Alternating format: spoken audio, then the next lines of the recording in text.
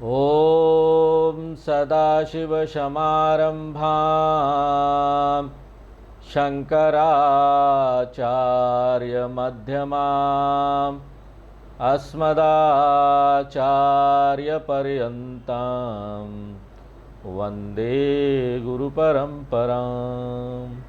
ॐ। तो अब ये जो बालकांड है हमारा वो समाप्त होने पर आ गया है। विवाह हो गया, सब लोग घर चले गए, अंत का समय है। यहाँ पर बता रहे हैं कि राजमहल में नित्य कर्म कैसा चलता था। जब सब लोग आ गए विवाह वगैरह करके, सब लोग अब घर में हैं, तो नित्य जीवन कैसा चलता था, उनके नित्य जीवन से हम प्रेरणा ले सकते हैं। और इसी का वर्णन तुलसीदास जी यहाँ करते हैं। दूसरे जितने भी लोग कथा सुनते हैं उनके लिए ये आचरणीय जीवन की रीति है। तुलसीदास जी कहते हैं कि प्रातः काल जब स्नान आदि क्रिया के पश्चात चारों पुत्र महाराज दशरथ जी के पास गए तो सब पुत्रों को देखकर दशरथ जी बड़े प्रसन्न हुए, उन्हें हृदय से लगा लिया और राजा की आज्ञा पाकर प्रसन्न होकर सभी भाई सभा में बैठ गए। और इस समय क्या हो रहा था, इतना सुबह प्रातःकालीन वो एक आध्यात्मिक सभा हो रहा था, वहां प्रवचन होने वाला था, सत्संग होने वाला था, प्रातःकाल कथा की तैयारी हो रही थी और सभा में जो लोग भी आए थे वो भगवान राम को देखकर बड़े प्रसन्न हो रहे थे। लोचन लाभ अवधि अनुमानी, वे सब भगवान श्री राम जी के दर्शनों को नेत्रों का सबसे बड़ा लाभ मानते हैं। लोचन लाभ, अगर नेत्रों का कोई सबसे बड़ा लाभ है ना कि हमको ये नेत्र मिला है और ये नेत्र मिला है, तो इसका उद्देश्य क्या है इस जीवन में? भगवान का दर्शन करना, ईश्वर का दर्शन करना नेत्रों का उद्देश्य है। तभी जाकर भगवान ने जो हमको ये नेत्र दिए हैं उसका यहां रहना सफल होता है। और ये नेत्रों के सुख की अंतिम सीमा मानते हैं। भौतिक सुख आप नेत्रों से तो ले रहे हैं, लेकिन इसकी अंतिम सीमा क्या है? अंत में हमको कहां पर पहुंचना है? हर एक चीज का उद्देश्य क्या है? हमको अपने आप को ठीक करना है, साधना करते हुए अपने आप को सुखी बनाना है। पुनि वशिष्ठ मुनि कौशिक आए, विश्वामित्र जी और वशिष्ठ जी बाद में आते हैं। क्यों? ये कथा के वक्ता है, परंतु पूरी सभा पहले आकर बैठ जाती है। अब आप बोलेंगे कि आपको देखकर हम ये बोल रहे हैं। बोलने वाला आए उससे पहले बाकी सब लोगों को आकर बैठ जाना चाहिए प्रवचन में। गुरु साधु संत जो लोग कथा करते हैं, प्रवचन करते हैं, वो बाद में आते हैं। पहले पूरी सभा बैठ जाती है, यहां तक कि राजा लोग भी आकर पहले बैठ जाते हैं कि गुरु जी आएंगे तो पहले बैठ जाया जाए। महाराज दशरथ ने दोनों ऋषियों को सुंदर आसनों पर बैठाया, विश्वामित्र जी और वशिष्ठ जी को। तो तुलसीदास जी यहां इस प्रकार बताते हैं कि धार्मिक सभाओं में जो सुनने वाले लोग हैं, श्रोता लोगों को वक्ता से पहले आकर बैठ जाना चाहिए, क्योंकि कथा में भगवान वांगमय रूप में प्रकट होते, भगवान वाणी के रूप में प्रकट हो रहे हैं। आप बाद में आ रहे हैं तो भगवान का आदर करना नहीं है, आपको उसका इंटरेस्ट नहीं है, ये दिख रहा है। पहले आकर बैठ जाते हैं, आप में इंटरेस्ट है, वाह भगवान का वाणी सुनना है हमको। ये भगवान वाणी के रूप में यहां प्रकट होते हैं। श्रोता का वक्ता से पूर्व यथा स्थान बैठना अत्यंत आवश्यक है। यहां पर विश्वामित्र जी और वशिष्ठ जी को यथास्थान बैठाने के बाद महाराज दशरथ ने अपने पुत्रों सहित इन दोनों गुरुओं के चरणों में प्रणाम करके उनका पूजन किया। निरखी राम दो गुरु अनुरागे, दोनों गुरुओं ने भगवान राम को देखा, उनके हृदय में प्रेम और भक्ति पुनः जागृत हो गई, उनको बड़ा आनंद हुआ। अब वशिष्ठ जी धर्म और इतिहास का वर्णन करते हैं, वहां पर प्रवचन में बताते हैं महाराज दशरथ, रानियां, सभी महल के लोग, सब लोग कथा को सुनते हैं। ऐसा लग रहा था कि ये कथा जो है ना, स्त्री, पुरुष, बालक, युवक, वृद्ध सभी को सुननी चाहिए। अब तो ये प्रथा चली गई, सुबह उठ के कोई कथा से शुरुआत नहीं करता। दिन का शुरुआत किससे होना चाहिए? कथा से होना चाहिए। यही हमारे जीवन का जो मुख्य उद्देश्य है उसको हमको प्राप्त कराएगा। जीवन का मुख्य उद्देश्य यहां धन प्राप्त करना, पद प्रतिष्ठा प्राप्त करना नहीं है। जीवन का मुख्य उद्देश्य हमको भगवान को प्राप्त कर लेना। जीवन का मुख्य उद्देश्य दूसरों की सेवा करना नहीं है। दूसरों की सेवा करके अपना उद्धार करना यह जीवन का मुख्य उद्देश्य है। हम सोचते हैं हम दूसरों की सेवा कर रहे हैं, बड़ा सेवा कर रहे हैं। अरे एक व्यक्ति जब खुद ही ज्ञान प्राप्त करके ठीक नहीं हो जाता तो वो क्या दूसरों की सेवा कर पाएगा? वो तो शक्तिशाली ही नहीं है। उल्टा ये होगा कि वो दूसरों की सेवा करने में परेशान हो जाएगा। थोड़ा कर पाएगा, थोड़ा नहीं कर पाएगा, क्योंकि उसके अंदर की अभी वो शक्ति सत्संग से जागृत नहीं हुई है। शंकराचार्य जी बोलते हैं कि एक ही उपाय है। भज गोविंदम में क्या बोलते शंकराचार्य जी? सत्संगत्वे निसंगत्वम निसंगत्वे निर्मोहत्वम निर्मोहत्वे निश्चलतत्वम निश्चलतत्वे जीवन मुक्ति। ऐसे ही जीवन को चलाना चाहिए। श्लोक बता रहा है कैसे जीवन को चलाना चाहिए। सत्संग करो, निर्मोह हो जाओ, निसंग हो जाओ, निश्चल तत्व हो जाएगा। जब तक निश्चल जब मन हो जाता है ना, तभी जाकर हमको सत्संग सुनने में मन लगेगा, नहीं तो हमारा मन भटकता रहेगा इधर उधर।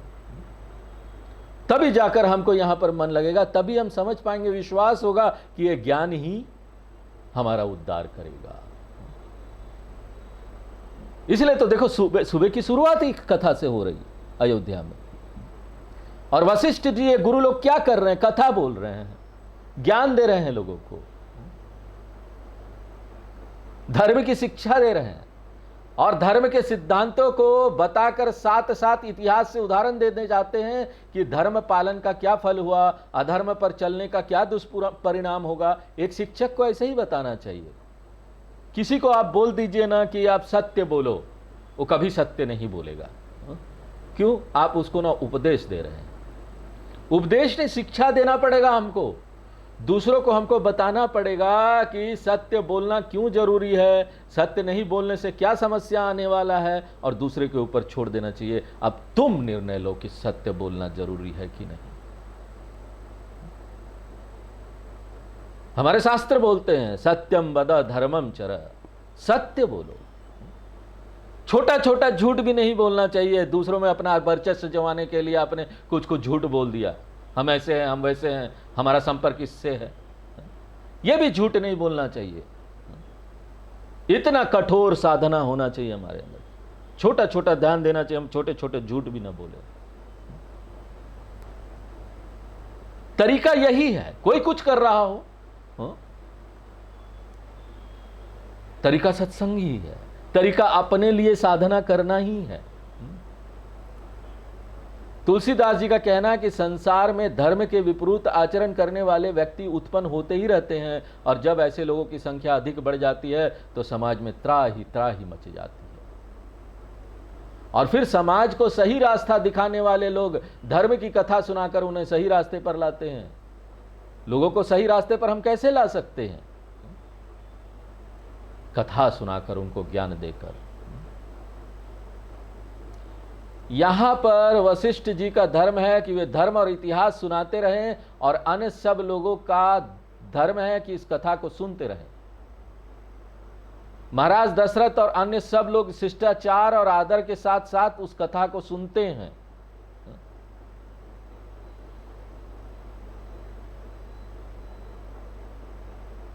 अंत में उत्तरकांड में भी आता है, कथा पुराण वशिष्ठ सुना वही, सुन ही राम यद्यपि सब जानहि। माने जब राम राज की स्थापना हो गई तो भगवान राम यद्यपि स्वयं परमात्मा स्वरूप है, इसलिए ज्ञान स्वरूप है। और उपनिषद आदि में क्या लिखा है सब जानते हैं हम लोग, उपनिषद पढ़ रहे हैं, ब्रह्म, परब्रह्म, परमात्मा। कौन है ब्रह्म? ये सब लोग वहां पर भी ना जानते थे। उस समय सब लोग गीता, उपनिषद ये सब सुनते थे, वेदों का ज्ञान प्राप्त करते थे, तो उनको पता था उसमें क्या लिखा हुआ। लेकिन जानने के बाद भी रोज रोज इसको सुनते थे। वही कथा फिर से वशिष्ठ जी से सुनते थे। बार बार सुनो ना, बार बार वो असर करता है। रिपीट करने का, बार बार दोहराने का महत्व बहुत है। एक बार सुन के नहीं समझ में आता। हमारे स्वामी जी बोलते हैं कि यहाँ पर एक राम कथा करने वाले बहुत नामी कथाकार थे। वो जहाँ भी जाते थे लोग उनसे मिलने जाते। तो एक बार वो चिन्मय मिशन में पढ़ रहे थे, तो वहाँ पर वो राम कथा कहने वाले आए। उनके सत्संग जो जहाँ पर वो आश्रम था बगल में ही आए।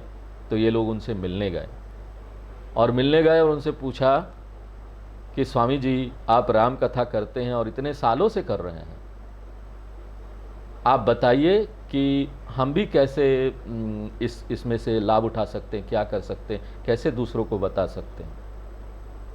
तो उन्होंने एक ही बात बोली, पहले ना 100 बार इसको पढ़ लेना, उसके बाद आगे अपने आप मार्ग मिलेगा। 100 बार पढ़ लेना राम कथा, तब आगे मार्ग मिलेगा। कुछ लोग कहते हैं कि रोज रोज कथा सुनते सुनते हम तो आघा गए, अच्छा नहीं लग रहा, रोज रोज सत्संग करते हैं, रोज रोज कथा कहते हैं। तो शंकर जी कहते हैं कि जो कथा सुनते सुनते आघा जाते हैं ना, तो समझो कि उन्होंने कथा का महत्व समझा ही नहीं। रस विशेष जाना तिन नाही, अर्थात कथा सुन सुनकर अघाना तो गलत बात है। कथा सुनते सुनते कथा में, भगवान में हमारा प्रेम बढ़ना चाहिए, तब समझिए कि कथा सही में हम सुन रहे हैं। कथा को ज्यादा से ज्यादा गंभीरता से समझने की कोशिश करो। ऐसा सुनते सुनते, रोज रोज बैठते बैठते, निरंतर करते करते ना एक व्यक्ति का संस्कार बदलता है। संस्कार बड़े जड़ होते हैं अंदर में, वो दिशा भटका देती है गलत गलत मार्ग पर।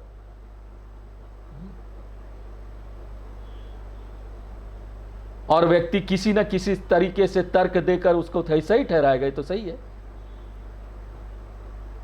और बार बार जब हम कथा सुनते हैं, ये सारी बातें उसमें सुनते हैं, तो हम अपने आप निर्णय लेते हैं। हम देखते हैं कि भाई हाँ ठीक है, शास्त्र प्रमाण है, जो शास्त्र बोल रहा है हमको उसी ढंग से चलना चाहिए ना। किसको प्रमाण मानेंगे आप? बहुत सारे लोग अलग अलग बातें करेंगे, ये कुछ बताएगा, ये कुछ बताएगा, वो कुछ बताएगा, लेकिन शास्त्र तो एक है ना, वो तो गलत नहीं बता सकते। जैसे जैसे हम कथा सुनते जाते हैं, संस्कार बदलते जाते हैं, हमारी मान्यताएं उच्च बनते जाती है, हमारा मन फैलता जाता है, हमारा मन परिपक्व होता जाता है, और वैसा ही वैसा हमारा आचरण और व्यवहार बनता जाता है। जब तक नहीं होता ये, तब तक हमको अपने आप को ना बाहर से बचा कर रखना चाहिए। ज्यादा से ज्यादा कथा, नहीं तो कलयुग का मल बहुत खतरनाक है। कलयुग में इतनी सारी यहां पर बाहर गंदगी है ना, वो आपको भटका ही देगी। इसलिए अपने जीवन को उच्चतर रूप देने के लिए नित्य ही बराबर कथा सुनते रहना चाहिए। यदि रोज कोई विद्वान वक्ता या कथा सुनाने को ना भी मिले ना, मान लो कोई है नहीं सुनाने वाला, सब लोग तो इतना समय नहीं दे सकते ना, पढ़ेंगे उसको अच्छी तरीके से, उसमें जाएंगे, पूरा अपना समय देंगे, फिर आपको बताएंगे। एक स्वामी को कोई भी कथा करने के लिए, या एक कथाकार को कोई भी कथा करने के लिए कई सालों सालों तक तपस्या करनी पड़ती है। 1 2 साल 3 साल नहीं, कई सालों तक तपस्या करते हैं, तब जाकर ना वो कथाकार बनते हैं, और तब जाकर वो लोगों को बता पाते हैं। अगर आप ये नहीं कर पा रहे हैं, कोई कथाकार ऐसा नहीं मिल रहा है, तो अपने ही परिवार में बैठ जाइए, अपने ही परिवार के लोगों को बैठा लीजिए और बैठ के कथा बोलिए, उनको सुनाइए, वो आपको सुनाएं। लेकिन करना जरूर चाहिए। ऐसा करते रहने से समाज में नई पीढ़ी के जीवन का निर्माण होता रहेगा। नई पीढ़ी को ये चीजें मिलती रहेगी, क्योंकि हम अपने घर परिवार में ये करेंगे तो उसको देख के दूसरे लोग भी तो करेंगे ना। हमारी जो आगे आने वाली पीढ़ी है उसको समझ में आएगा इसका कितना महत्व है। मुनि मन अगम गाधी शुत करणी, इस प्रकार से कथा के साथ वशिष्ठ जी ने उदाहरण देते हुए विश्वामित्र जी की महिमा सुनाई। यह बताया कि धर्म का आचरण करते हुए व्यक्ति के व्यक्तित्व के भावनात्मक और विचारात्मक पक्ष का विकास होते हुए व्यक्ति कितना महान हो सकता है। इसके साक्षात उदाहरण हमारे पास ये विश्वामित्र जी बैठे हुए हैं।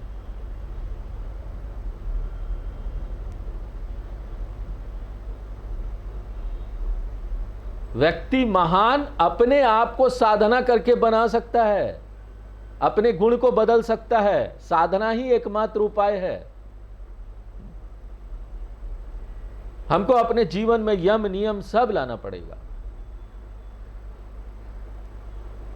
विश्वामित्र जी ने समझ लिया था कि ये हथियार, ये धन, ये पद, इन सबसे ज्यादा महान किसका बल है? शास्त्र का बल सबसे ज्यादा श्रेष्ठ है।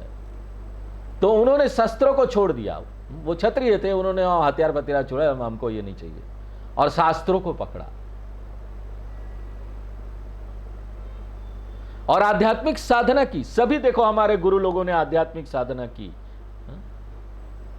आध्यात्मिक साधना करके उन्होंने आत्मज्ञान, ब्रह्मज्ञान प्राप्त किया, और उसके बाद जो विश्वामित्र जी का क्षत्रियत्व था वो चला गया, उनके अंदर ब्राह्मणत्व आ गया।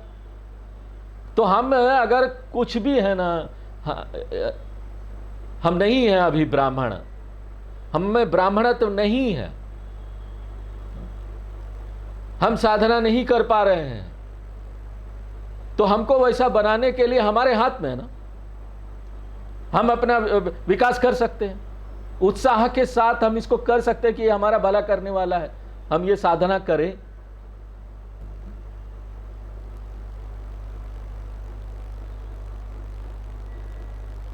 वैश्य बुद्धि है तो वैश्य बुद्धि से क्षत्रिय वैश्य लोगों को पैसा बहुत चाहिए होता है, और वैश्य बुद्धि अभी भगवान से बहुत दूर है। क्षत्रियत में आएंगे तो क्षत्रियत में वो बोलेंगे कि हम पैसे का उपयोग लोगों की सेवा के लिए करेंगे, ये क्षत्रिय है। एक क्षत्रिय ऐसा ही सोचता है। लेकिन हमको वहां से कहां आना है? ब्रह्मणत्व में आना है, विप्रत्व में आना है। शास्त्रों का हमको, शास्त्रों के बारे में जानना है, अपना उद्धार करना, अपना साधना करना है। रमन महर्षि जी से किसी ने पूछा, रमन महर्षि जी महान संत हुए दक्षिण भारत के, उनसे किसी ने पूछा कि हमको बहुत खराब लगता है, स्वामी जी हमको बहुत खराब लगता है। भगवान बोलते थे लोगों को, भगवान रमन महर्षि, तो हमको बहुत खराब लगता है, हम दूसरों को दुख में देखा नहीं जाता मेरे से, मैं उनका सहायता करना चाहता हूं, मैं पूरी दुनिया का सहायता करना चाहता हूं। तो भगवान आप बताइए कि हम इसको कैसे कर सके। हमको बड़ा मन में ना दुख होता है, दुख आता है। तो भगवान ने उसको बोला, क्या इंस्ट्रक्शन था? क्या? पहले अपनी साधना करो, अपनी सेवा करो। जब तुम अपनी सेवा कर लोगे, अपनी साधना कर लोगे, तभी जाकर दुनिया की सेवा और साधना हो सकता है। और एक व्यक्ति अगर अपने ही यहां साधना कर रहा है ना, अपने ही सेवा कर रहा है ना, तो वो दुनिया का बहुत बड़ा सेवा कर रहा है, क्योंकि वो ऐसे चीज का पालन कर रहा है कि उसको देख देख के लोग ना प्रेरित होंगे, जो कि सही है, सही मार्ग है, सही दिशा है। मुदित वशिष्ठ विपुल विधि बरनी। विश्वामित्र के जीवन में जो शिक्षा की बहुत सी बातें थी, वो सब तरह तरह से बड़े प्रश्न होकर वशिष्ठ जी ने सबको समझाई, और कहा कि फिर ये त्रिकालज्ञ हो गए। एक बार ये अपने आश्रम में बैठे तपस्या कर रहे थे, वहां पर इन्हें पता लगा कि भगवान ने अवतार लिया है, और अब समय आ गया है कि उन्हें साथ लेकर जनकपुर जाना चाहिए, और वहां पर इनका विवाह होगा। उनको पता चल गया था, और इसलिए वो भगवान को लेने अयोध्या गए, और सब ना इस प्रकार से ये घटना हुई। तो देखे विश्वामित्र जी किससे इतना महान हुए? तपस्या के बल पर। एक व्यक्ति अपनी साधना और तपस्या के बल पर ही महान बनता है। बाकी सब करके कुछ दिन के लिए महान हो सकता है, ज्यादा दिन के लिए नहीं। और ये सारी बातें वहां पर सब कुछ बताई वशिष्ठ जी ने। उन्होंने शिक्षा दी कि कोई भी व्यक्ति महान बनने के लिए दृढ़ प्रतिज्ञ होकर जुटकर तपस्या करे तो ऐसा महान बन सकता है। बोले बाम देव सब साची। वशिष्ठ जी जब विश्वामित्र जी की महिमा बताकर चुप हुए तो वहां पर उपस्थित ऋषि वामदेव जी बोले कि वशिष्ठ जी ने विश्वामित्र जी के बारे में जो कुछ कहा वो सब बिल्कुल सत्य है, इनकी महिमा बहुत है। इन्होंने तो एक बार ब्रह्मा जी को भी चुनौती दे डाली थी। उन्होंने बोला ब्रह्मा जी ने क्या सृष्टि बनाई है, लाओ मैं नई सृष्टि बनाऊंगा। विश्वामित्र जी ने कहा कि हम मनुष्य को पेड़ की तरह पैदा कर देंगे, और तुरंत जटाधारी नारियल तैयार हो गया। कहते हैं कि नारियल का पेड़ विश्वामित्र जी का ही रचा हुआ है।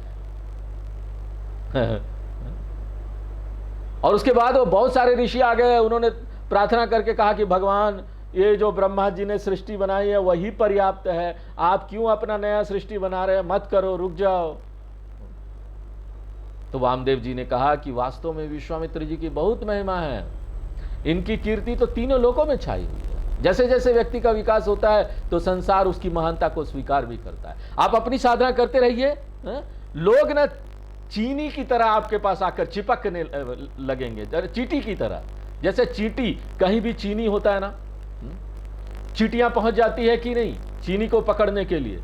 आपकी भीतर से अपनी साधना होगी ना तो आपको किसी को पकड़ने के लिए कहीं जाना नहीं पड़ेगा, आपका ना अपने ही लोग आकर चिपकने लगेंगे। हा?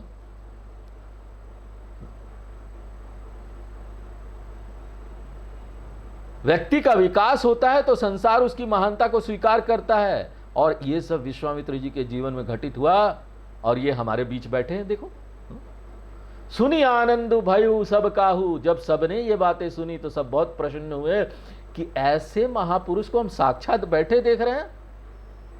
भगवान राम लक्ष्मण जी के हृदय में तो बहुत ही अधिक प्रसन्नता हुई। इन्होंने वन में उनकी गुरु मानकर सेवा की है, इसलिए अपने गुरु की प्रशंसा सुनकर उनके हृदय में भी बहुत आनंद हुआ। गुरु की कभी निंदा नहीं करनी चाहिए। गुरु की प्रशंसा करेंगे तो उसका जो भी पुण्य है आपको मिलेगा। गुरु जो कर रहे हैं ना, वो जो भी पुण्य होने वो आपको मिल जाएगा। मंगल मोद उजाहु उछाहनी नित्य। रोज इसी प्रकार से कथा होती है, आनंद मंगल चलता है। ऐसा लगता है मानो अयोध्या में आनंद की नदी उमड़ पड़ी हो, और आनंद और अधिक बढ़ता ही जाता है। देखिए, यही आध्यात्मिकता और भौतिकता में अंतर है। भौतिक जीवन में तो व्यक्ति का विकास होते होते ऊपर पहुंचता है, लेकिन एक समय ना उनका ह्रास होना शुरू हो जाता है और फिर धीरे धीरे बिगड़ता चला जाता है। यह संसार गति है। लगेगा एक व्यक्ति को ना आपको दूर से बहुत तरक्की कर रहा है, बहुत आगे बढ़ रहा है, ये सब आध्यात्मिक भौतिक में बड़ा अच्छा है तो हमको भी करना चाहिए ऐसा ही। लेकिन बाद में आप देखेंगे ना धीरे धीरे जाकर वो सब खत्म होता जाएगा। ये संसारी गति है। लेकिन आध्यात्मिक गति में सुख का विस्तार होते जाता है, सुख बढ़ते ही जाता है, घटने का नाम कभी नहीं आता।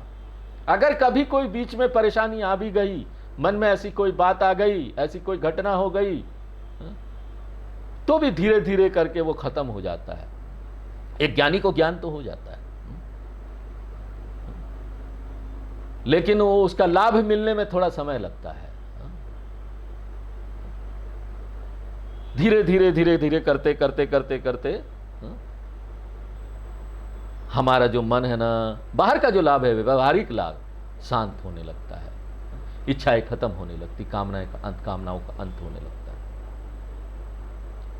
आध्यात्मिक जीवन की महानता यही है, अधिक अधिक अधिक आती। जितना अधिक करोगे, जितना अधिक आध्यात्मिक बनते जाओगे, उतना ही आनंद मिलता जाएगा, उतना ही मन अच्छा होता जाएगा। सुदिन सोधि कल कंकन छोरे। तुलसीदास जी कहते हैं कि पत्रों में ढूंढकर सुंदर कंकन खोलने के लिए शुभ दिन निकाला गया। जब जनकपुरी में विवाह हुआ था तो वहाँ कंकण बांध दिए गए थे, मणि मांगलिक वो सब बांध दिए गए थे, और इस समय उसको निकालने का समय आ गया था। तो बड़ा उत्साह था यहाँ अयोध्या में आकर।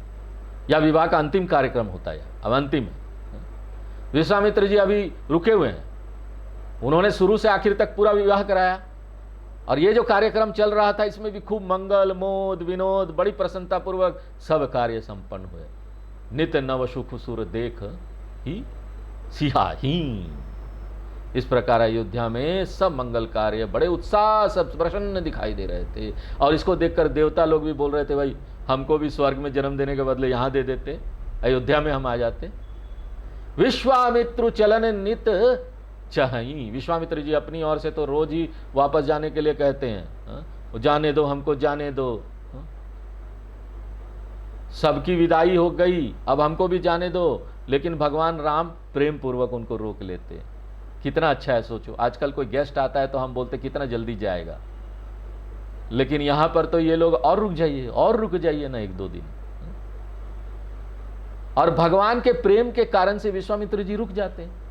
दिन दिन सय गुण भूपति भाऊ। विश्वामित्र जी के रुक जाने पर महाराज दशरथ उनकी सेवा में जरा भी असावधानी नहीं बरतते। कि ये नहीं कि इतना दिन रुक गए और 1 दिन रुक गए तो सेवा में कमी होने। किसी के घर जाओ ना, ज़्यादा दिन रुक जाओ तो आपका महत्व कम होने लगेगा। पहला दिन तो बड़े खूब खिलाए पिलाएंगे, दूसरा दिन उसको कम कर देंगे, तीसरा दिन और चौथे दिन ना ऐसे मुंह बनाएंगे, मुंह देख के आप समझ जाएंगे अब जाना चाहिए यहाँ से। लेकिन वहां पर तो उल्टा ही था। जितना दिन विश्वामित्र जी रुक रहे थे, 1-1 दिन करके ना प्रेम भाव बढ़ता जाता था। और उसे देखकर महामुनिराज उनकी सराहना करते हैं कि देखो कैसी भक्ति है, कैसे सदाचारी और धर्मात्मा है। और फिर आखिरकार जाना तो था ही ना। विश्वामित्र जी ने सीधे अपने आश्रम में जाना, उनको सीधे सीधे दशरथ जी से कह दिए कि अब हम जाएंगे, हमको जाने दो। पहले दशरथ जी ने पहले तो मुनि को प्रेम पूर्वक रोका, जब वो रुकने के लिए तैयार नहीं हुए तो उन्होंने बोला ठीक है जाने दो, चलने की तैयारी की। सुतन समेत ठाढ़ भे आगे। महाराज दशरथ अपने पुत्रों के समेत विश्वामित्र जी के आगे खड़े हुए और विश्वामित्र जी से कहने लगे कि हे भगवान, ये जो सारी संपत्ति, जो कुछ राज्य वैभव, ये सब आपका है। ये सब परिवार पुत्र आप अपना ही समझो। मैं तो परिवार सहित आपका सेवक हूं, आप सबके स्वामी हो। और इसी प्रकार घर के मुखिया की बातें घर के भीतर उनको ठहराया भी गया था, मुखिया की तरह माना गया था। करब सदा लरिकन पर छोहू। आप इन बालकों पर सदा कृपा करते रहिएगा।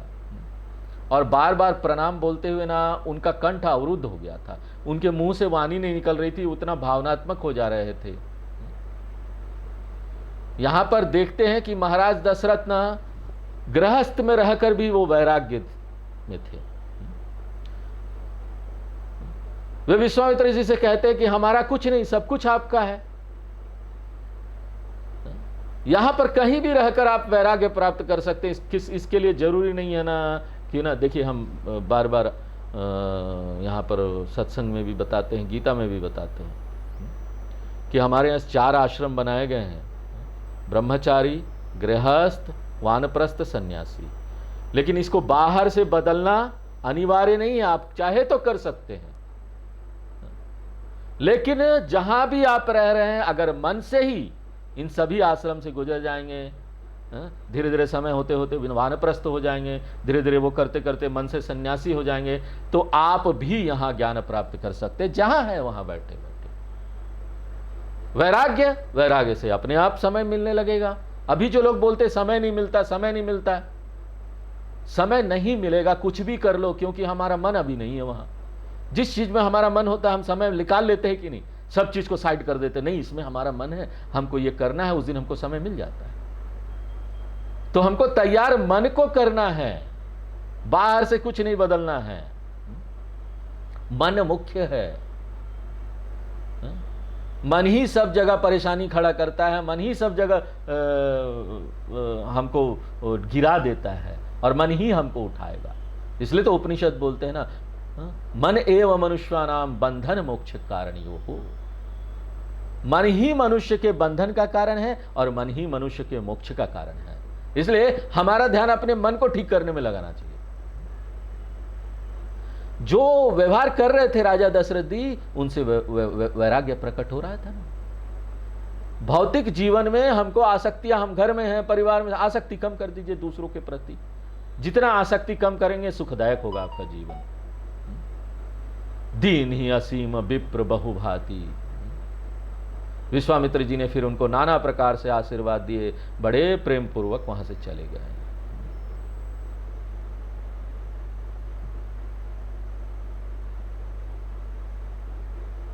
चारों भाई भी गए, उनको दूर तक विदा करते हुए आए। राम रूप भूपति भगति व्याहु छाहु आनंदु।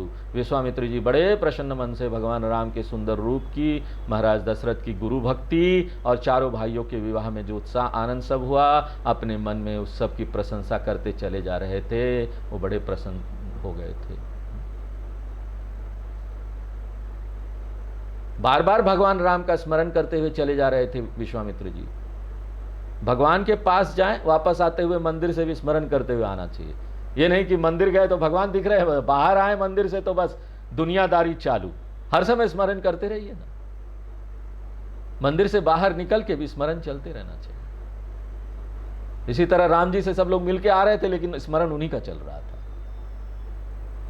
भगवान राम जब विश्वामित्र जी को पहुंचाने के लिए चले गए तो उस समय वशिष्ठ जी और ऋषि वामदेव जी वहीं पर बैठे थे और पीठ पीछे उनकी और चर्चा कर रहे थे, उनके लिए अच्छा अच्छा बोल रहे थे, उनकी महानता बता रहे थे।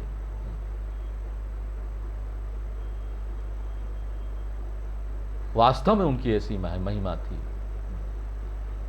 तो यहां पर ध्यान देने बात यह है कि पीठ पीछे भी ना आध्यात्मिक लोगों की प्रवृत्ति क्या होती है, वो अच्छाइयां देखते हैं, बुराइयों को भूल जाते हैं। और सांसारिक लोग इसके विपरीत व्यवहार करते हैं। शादी में जाएंगे, देखेंगे, हाँ बहुत अच्छा, सब अच्छा बोलेंगे, जैसे वहां से निकलेंगे सारी बुराइयां चालू हो जाएगी। खाना अच्छा नहीं था, देखो ना हमको बैठने के लिए भी नहीं बोला, हमको खाना भी ठीक नहीं दिया, ये सब चालू हो जाएगा। महाराज दशरथ ने जब विश्वामित्र जी की प्रशंसा हुई तो बड़े प्रसन्न हुए।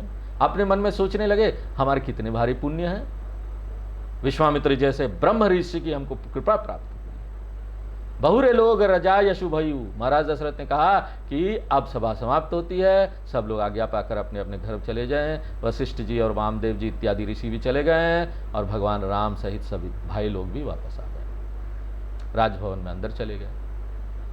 यहाँ पर भगवान के विवाह की कथा समाप्त हो जाती है। अब इस कथा की फलश्रुति बताते हैं। बालकांड समाप्त हुआ। यहाँ कितना दिन तक चला हमारा कितने क्लासेस हुए हैं, आज समाप्त। फलश्रुति क्या है? जहां तहां अयोध्या नगर में भीतर बाहर सब लोग भगवान श्री राम सीता जी के विवाह की गाथाएं गा रहे हैं। इस प्रकार से भगवान का सुंदर यश तीनों लोकों में छा गया। जब से भगवान राम विवाह करके अयोध्या में आए तब से वहां आनंद ही आनंद है। भगवान राम के विवाह में जैसा उत्साह हुआ, जैसी प्रसन्नता छाई, उसका वर्णन तो सरस्वती जी और सर्पराज शेष जी भी नहीं कर सकते। तुलसीदास जी कहते हैं कि जब इस कथा का वर्णन कोई भी नहीं कर सकता तो हम कौन होते हैं इसका वर्णन करने वाले। हमने जो कुछ वर्णन जो किया है उसका भी कारण है। वो कारण है कि भगवान की यह कथा कवि कुल का तो जीवन है। इसे गा गा कर कवियों का जीवन धन्य बनता है। और दूसरी बात यह है कि यह बड़ी पवित्र कथा है। भगवान राम जी और सीता जी का यशगान मंगल करने वाला है। ये तो जितना यश गाओ भगवान का, जितना यश गाओ हमारा मंगल होगा। ते ही ते में कहा बखानी। तुलसीदास जी कहते हैं कि इसलिए हमने यह कथा सुनाई और इस कथा का उल्लेख करने से हमारी वाणी पवित्र होगी। ध्यान देने की बात है कि वाणी तब पवित्र होगी जब मन पवित्र हो, और मन बुद्धि तब पवित्र होंगे जब कारण शरीर पवित्र हो, उसमें सत्वगुण बढ़े।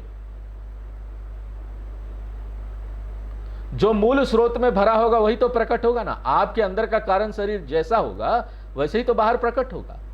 कारण शरीर अच्छा नहीं होगा, कारण शरीर को हम बदल सकते हैं ना साधना करके। यही इसलिए तो सारी साधनाएं हैं कि हम अपने उस कारण शरीर को बदले। इसलिए तुलसीदास जी कहते हैं कि अपनी वाणी पवित्र करने के लिए हमने ये कथा सुनाई। तुलसीदास जी बोलते, सोचो, अपनी वाणी पवित्र करने के लिए कथा सुनाई। कथा सुनने वाले और सुनाने वाले दोनों को इस कथा से आध्यात्मिक लाभ होता है। इसलिए इस कथा का श्रवण एक साधना है। इसे साधना की दृष्टि से नियम पूर्वक, दृढ़ संकल्प होकर, धैर्य पूर्वक सुनना चाहिए। यदि बीच में सुनना छोड़ दिया ना तो साधना भंग हो गई, और भंग हुई साधना को फिर से शुरू करे तो व्यवधान के कारण विलंब लगेगा। इसलिए निरंतर कथा सुननी चाहिए, छोड़नी नहीं चाहिए। सतत छोड़ दिया तो वो फिर वो बीच में टूट जाता है, वो लड़ी, वो चेन रिएक्शन ना बंद हो जाता है, फिर से उसको शुरू करने के लिए बहुत टाइम लगता है। निज गिरा पावनी कर्ण कारण राम जस तुलसी कहियो। अपनी वाणी को पवित्र करने के लिए भगवान की कथा का वर्णन तुलसीदास जी ने किया। वे वर्णन करते हैं तो आशा करते हैं कि अन्य लोग भी अपनी वाणी को पवित्र करने के लिए ऐसा ही करेंगे। रघुबीर चरित अपार बारिधि पारु कवि कौने लहियो। भगवान श्री राम जी का चरित्र तो अपार समुद्र के समान है, उनका पार कौन पा सकता है। वह तो सब साधक लोग अपनी अपनी साधना के अनुसार इस कथा को कहते भी रहेंगे, इसको सुनते भी रहेंगे। यह कथा सुनाना कोई पांडित्य प्रदर्शन नहीं है, मैं बड़ा पंडित हो गया हूं, यह अपनी साधना है। अगर हम कथा सुनाते भी है ना, सुनाने वाले लोग भी अपनी साधना करते हैं। उनके अंदर कितना कुछ बदलता है, कहने से, लोगों को बताने से क्या अंदर साधना होती है, बहुत कुछ बदल जाता है। श्रोता लोग भी कथा सुनते हैं तो इसलिए नहीं कि हम कथा को जान लेंगे, वरन इसलिए सुनते हैं कि जीवन में परिवर्तन आए, हमारा स्वभाव बदले। सबसे महत्वपूर्ण वो है ना, परिवर्तन आए, स्वभाव बदले। तुलसीदास जी कहते हैं कि कथा कहते हुए हो सकता है कि बहुत सी बातें छूट जाएं। तो इस कथा तो इसका सार कोई नहीं पा सकता। जो छूट गई ना, तो जब तुम कथा सुनाओगे तब सुना देना, आगे सुना देना, भाई ये छूट गई थी। जिसकी बुद्धि जहां तक जाए वहां तक कथा सुनावे। जब सुनो तो जहां तक समझ में आती है स्वीकार कर ले। शेष कभी आगे समझ में आएगा, कुछ नहीं आई बात समझ में, चलो आगे आएगा, फिर से सुनेंगे, तब देखना। तुलसीदास जी कहते हैं कि जो लोग संभाल कर कथा को बोलते हैं और कहीं कुछ गलत बोल भी दिया, कुछ फैक्ट्स गलत हो गए कुछ एक फैक्ट बताना था, नाम कहीं इधर उधर, उसको बाद में वो ठीक कर लेते। ते ही ताल चतुर रखवारे, इस मान सरोवर रूपी ताल के वे चतुर रक्षक हैं। इसका अर्थ ये हुआ कि गलतियों को किनारे करते रहो, गलती मत ढूंढो। कोई वक्ता है कुछ बोल रहा है, इसने एक गलत बोला, गलती ढूंढ रहे हैं। जो अच्छी चीज है उसको लो, उसको सामने रखते रहो, इस प्रकार से कथा सुनते रहो। अब इसका फल बताते हैं। जो लोग भगवान के जनेऊ का, विवाह का जो मंगलमय कार्य हुआ उसको आदर पूर्वक गाएंगे, वे लोग भगवान राम और सीता जी की कृपा से सदा सुखी रहेंगे। इसके माने भगवान के जनेऊ और विवाह की दो कथाएं हैं और दोनों में बड़ा उत्साह हुआ है। चारों भाइयों का जनेऊ ना विवाह से पहले अयोध्या में हो गया था, और वो भी ना इसी तरह विवाह की तरह हुआ था। बहुत मंडप, गाने बाजे, सब बाजे बजे थे, मंगल गान हुआ था, यज्ञ आदि हुआ था। परंतु काव्य की दृष्टि से इन्हीं सब बातों की पुनरावृत्ति करना ना अशोभनीय लगता है, इसलिए इन सब का वर्णन एक ही बार विवाह में कर दिया गया। परंतु शास्त्र की मान्यता यह है कि विवाह और जनेऊ दोनों की व्यवस्था अलग होनी चाहिए, दोनों को अलग महत्व देना चाहिए। केवल विवाह को महत्व देना भौतिकता है, जनेऊ को महत्व देना आध्यात्मिकता है। जनेऊ क्या हुआ? जिस दिन आप अपनी आध्यात्मिक यात्रा शुरू करते हैं, वैसे तो जनेऊ दीक्षा है, उसका कर्मकांड है, उस हिसाब से वो लेना आप चाहिए, उसका नियम है। गुरु से आप दीक्षा लेते हैं वेदों का पठन पाठन के लिए, अपना जीवन बदलने के लिए, खाली पढ़ने के लिए नहीं, पढ़ के अपना जीवन भी तो बदलना है। हमको जीवन के आध्यात्मिक पक्ष पर ध्यान देना चाहिए, वह क्षीण न हो जाए। जनेऊ इसलिए होता है कि हम शास्त्रों को जानेंगे, उसका अध्ययन कर पाएंगे, गुरु के मार्गदर्शन में रहेंगे, जब तक जान नहीं लेते हैं। इसलिए तुलसीदास जी कह देते हैं कि जनेऊ और विवाह दोनों कार्य बड़े उत्साह के साथ हुए, और जो लोग इसका गुणगान गाएंगे वो सदा ही सुखी रहेंगे। माने आध्यात्म विद्या या श्री रामचरितमानस सुख का रास्ता बताते हैं। सुख का रास्ता क्या है? धन नहीं है, पद नहीं है, भौतिकता नहीं है। सुख का रास्ता आध्यात्म विद्या है। सिय रघुबीर विवाह जे सब प्रेम गावे ही सुनही। श्री सीता जी और श्री रघुनाथ जी के विवाह की पवित्र कथा को जो लोग प्रेम पूर्वक गाएंगे, सुनेंगे, तो भगवान राम का यश तो ऐसे मंगलकारी है कि उसके मन में सदा उत्साह रहेगा, सदा सुख रहेगा। जब व्यक्ति आनंदित होता है, खुश रहता है ना, तभी उसके जीवन में उत्साह दिखाई देगा। आदमी अगर दुखी हो जाए ना, तो कोई उत्साह नहीं लगेगा, कुछ नहीं कर पाएगा। मंगल आया तन राम जसु, भगवान राम का यश तो मंगल का भवन ही है। मंगल इसी में वास करता है, उसका भवन है। श्री रामचरितमानस में हर अध्याय की अपनी विशेषता है। बालकांड की विशेषता यह है कि ये मंगलायतन है। शुरू से आखिर तक मंगल ही मंगल है। भगवान राम के नाम में मंगल, भगवान की कथा में मंगल, भगवान के चरित्रों में मंगल, भगवान के अवतार में मंगल, फिर बाल लीलाओं में मंगल, फिर जनेऊ में मंगल, फिर विवाह में होता है, तो उसमें सर्वत्र मंगल ही मंगल है। इसलिए बाल कांड को क्या बोला जा सकता है? मंगल कांड ही बोला जा सकता है। इति श्री रामचरित मानसे सकल कलि कलुष विध्वंसने प्रथम सोपान समाप्तः। कलयुग के संपूर्ण पापों को विध्वंस करने वाले श्री रामचरित मानस का यह पहला सोपान समाप्त हुआ। परम पूज्य गुरुदेव की चरणों में सादर नमन। हमारे गुरु लोग नहीं होते तो हमको ये ज्ञान नहीं मिलता। जो कुछ भी यहाँ मिला, जो कुछ भी हमने आपको बताया, वो हमारे गुरु का बताया हुआ है, और जो हमारे गुरु का जैसा बताया हुआ वैसा ही बोल दिया। जो अच्छा था, जो सही था, वो गुरु का था। जो गलती हुई हमारी अपनी गड़बड़ के कारण हुई। हमारे अंदर जो गड़बड़ है ना, उस गड़बड़ के कारण गलती हुई। तो आज बड़ा खुशी का दिन है। मंगल कांड इतना हमने भगवान का नाम लिया। मंगल कांड, बाल कांड, मंगल कांड समाप्त हो गया। जय श्री राम। जय श्री राम। तो एक बार राम जी का नाम लेते हैं। श्री राम जय राम, जय जय राम। श्री राम जय राम, जय जय राम। श्री राम जय राम, जय जय राम।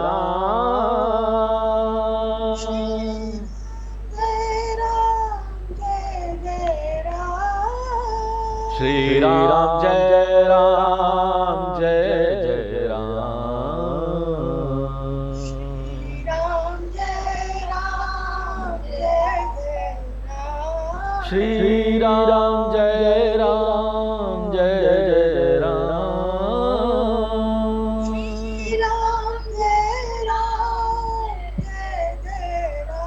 श्री राम जय राम, जय जय राम। श्री राम जय राम, जय जय राम।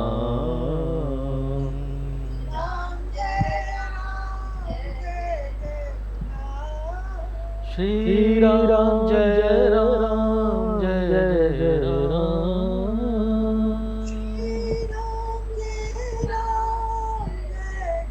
श्री राम जय राम, जय जय राम।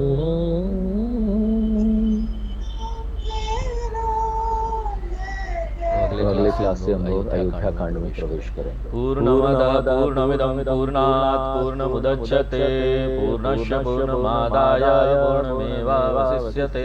ओम शांति शांति शांति।